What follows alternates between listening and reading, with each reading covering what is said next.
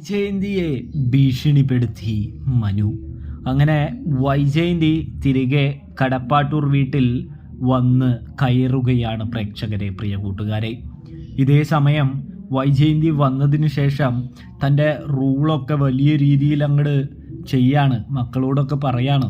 ഇനി അലീന എന്ന് പറഞ്ഞ നാശം പിടിച്ചവളുടെ ഒരു സാധനം പോലും ഈ ഭവനത്തിൽ എൻ്റെ വീട്ടിലുണ്ടാകാനായിട്ട് പാടില്ല എന്ന് പൊട്ടിത്തെറിച്ചുകൊണ്ട് വൈജയന്തി പറയുകയാണ് കേട്ടോ. ഇതേ സമയമാണെങ്കിൽ അമ്മ വേണമെങ്കിൽ കയറി നോക്കിക്കോ, ഒരു സാധനം ഇവിടെ എവിടെയുമില്ല എന്ന് പറയുമ്പോൾ അവളുടെ ഓർമ്മ പോലും ഈ വീട്ടിൽ പാടില്ല, അതുവരെ ഉണ്ടെങ്കിൽ ഞാൻ വലിച്ചു വാരി തീയിട്ട് കളയും എന്ന് പറയുകയാണ്. ഇതേ സമയം മനു ഒന്ന് ചിരിക്കുകയാണ്.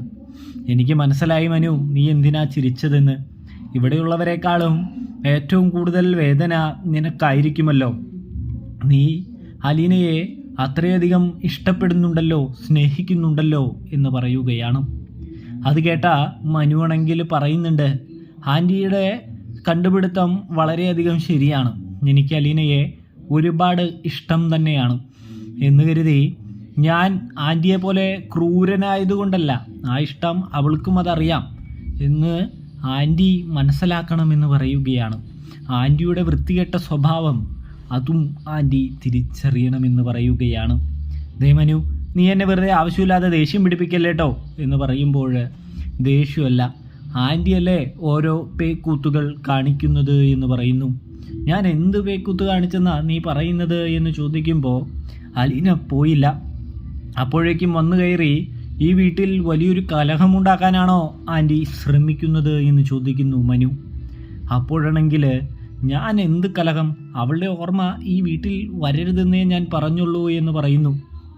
എൻ്റെ ആൻറ്റി അവളുള്ളത് കൊണ്ട് തന്നെയാണ് ആൻറ്റി ഇത്രയും നാൾ രക്ഷപ്പെട്ടത്, ഇനി ആ ഒരു ആനുകൂല്യം ആൻറ്റിക്ക് ലഭിക്കില്ല എന്ന് പറയുകയാണ്. എന്ത് ആനുകൂല്യം എന്ന് വൈജ ചോദിക്കുകയാണ്. അലീന എൻ്റെ അടുത്ത് കുറച്ച് കഥകളൊക്കെ പറഞ്ഞിട്ടുണ്ട് ആൻറ്റി എന്ന് നമ്മുടെ മനു പറയുമ്പോൾ കിടുങ്ങിപ്പോവുകയാണ് വൈജയന്തി എന്ന് കാണാനായിട്ട് സാധിക്കും പ്രേക്ഷകരെ, പ്രിയ കൂട്ടുകാരെ.